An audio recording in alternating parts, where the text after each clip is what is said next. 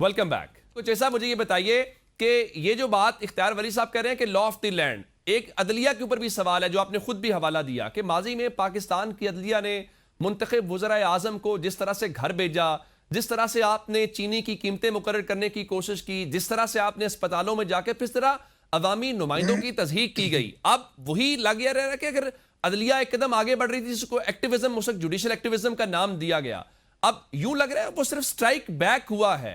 वही काम शायद आज एग्जीक्यूटिव कर रही है। देखिए गुजारिश है कि ये बात थ्योरेटिकली तो दुरुस्त बात है। अदलिया की जो जुडिशल ओवररीच है वो तो बहुत ज़्यादा हो गई थी, और कुछ जो जज साहबान थे उनके दौर में ये चीप पब्लिसिटी का हासिल करने का एक जरिया था। रोज़ाना आप ऑफिसर्स को बुला लें, सियासतदानों को बुला लें, पार्लियामेंट को आप कुछ ना समझें कि ये चीज़ें जो हैं, इस जो चीज़ें जब भी हुई इनके पीछे कोई ना कोई सियासी मुहरकात तो थे। ठीक। अभी भी जो मुहरकात हैं वो ये है कि ये जजेस जो कहना नहीं मानते उनको जो है फारिग किया, और जो अंगूठे के नीचे तो अदलिया आ गई है। अदलिया में तो किसी किस्म का कोई, अगर आप कहें कि आज़ादी का अंसर या तस्वर रह गया, वो नहीं है। ये मैं आपको बिल्कुल एज ए लॉयर भी बात बता रहा हूँ। आम लोगों का भी ट्रस्ट कोई नहीं है अदलिया के ऊपर। अब तो ये ज़्यादा ठेकेदारी निज़ाम है, प्रोफेशनल वकला की तो गुंजाइश नहीं है। और फ्रैंकली स्पीकिंग प्रोफेशनल वकला तो परेशान है, ठीक। क्योंकि उनकी आवाज़ जो है वो नहीं है। जो लोग इमरान खान के नाम पे वोट लेके आते हैं वो कमीनगी की हद तक जो है वो मैं समझता हूँ कि अपने उन वादों से वो इनहराफ करते हैं, और वोट वो ले लेते हैं ILF के, लेकिन कभी भी वो फिर अपने उस मकसद के लिए नहीं खड़े हुए। ठीक। और ये जो सियासत है बार की, ये भी अब मरहूने मिन्नत हो गई है। हुकूमत इसमें भी बहुत ज़्यादा पैसा भी लगता है, इन्फ्लुएंस भी है, और जिस किस्म के फिर जजेस भी लगाए गए हैं या आ रहे हैं, फ्रैंकली स्पीकिंग उन पे अदम इत्मीनान का इजहार जो है वो किया जाता है, बार में भी, बार के बाहर भी। आप कभी भी जब पहले ये एक बात फैक्ट है कि एस्टेब्लिशमेंट की जो टीमें होती थी या जो लोग होते थे उनके एडवाइजर्स बड़े टॉप क्लास होते थे, मतलब हमेशा ऐसा रहा। अब ऐसा नहीं है, अब बड़े आमियाना लोग जो हैं वो आप उसकी उसकी क्रेडिबिलिटी पे भी सवाल उठा रहे हैं। अच्छा, रैसल अली आज़ाद साहब, मुझे ये बताइए कि जो सवाल मैंने चोइस साहब के सामने रखा कि ठीक है आप तनकीद करें, आप ये कहें कि जनाब देखें ये ऐसा गवर्नमेंट कर रही है जुडिशरी के साथ, या ये सारी बातें हैं, लेकिन जो जुडिशरी ने गवर्नमेंट ने उनको नुकसान पहुंचाया, उनसे ज्यादा तो जुडिशरी ने खुद को खुद नुकसान दिया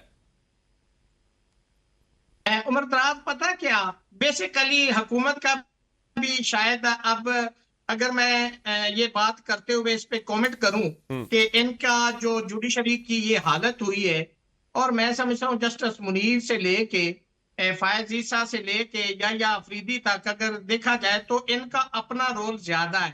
ठीक। अगर ये ठीक होते तो शायद आज ये दिन ना देखना पड़ता। आज पूरे मुल्क के अंदर अदलिया नाम की कोई चीज नहीं है, ये एक डिपार्टमेंट रह गया है जिसको जो डायरेक्शन मिलती है उसके ऊपर अमल होता है।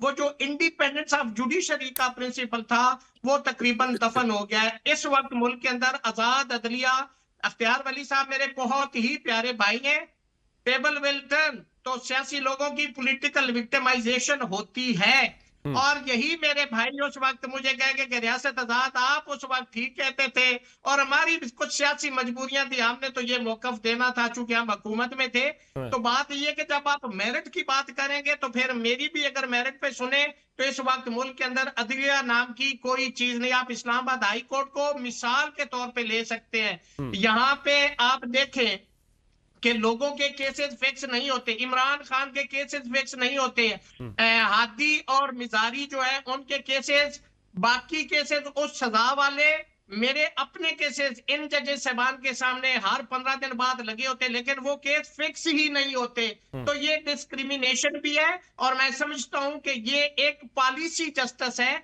जो हम कहते थे कि मेरिट के ऊपर भाई किसी का इंसाफ के तहत कोई देना बनता है, रिलीफ तो दो, नहीं बनता खारिज कर दो, लेकिन ये कितना बड़ा जुल्म है कि लोगों के केसेस ही ना लगाए जाए, लोगों के केसों का फैसला ही ना किया जाए। तो इस्लामाबाद हाई कोर्ट के अंदर जो जजेस जिनको ट्रांसफर किया गया है, वैसे तो वो पंजाबी कहते ना कि जियो दे चोर ले गए या जियो दे किले बने, गल यही सी चुके उनको ना केसेस दिए जाते थे जो इस तरह के केसेस थे, तो वो बेचारे यहाँ पे भी मफलूज ही थे, लेकिन एक साइन के तौर पे थे। एक मोशन कियानी हूँ, बाबर सत्तार हूँ, समन रिफत हूँ, सरदार साहब हूँ, इजाज इसाक साहब हूँ, जितने भी जिन्होंने खत लिखा था, ये एक आजादी की अलामत थी। और मैं ठीक है, समझता हूं आप कि उनको ये आजादी की अलामत समझ रहे हैं और आप समझते हैं कि ये उस इंटेंशन के साथ किया गया। मैं अपने तीनों मौजूद मेहमानों का शुक्रिया अदा करना चाहूंगा। इख्तियार वली साहब, फैसल चौधरी साहब, रियासत अली, आपने हमें वक्त दिया और इन मौजूआत के ऊपर अपनी राय भी दी। नाज़रीन, ये तो मामला था जो जुड़ा हुआ है इस पूरे सियासत के साथ और फिर अदलिया से और आज़ादी, और जो आपने गुफ्तगू सुनी है। अब जाहिर है एक और मामला मईशत का है, उसके ऊपर भी हमने बात करनी है, लेकिन एक ब्रेक के बाद।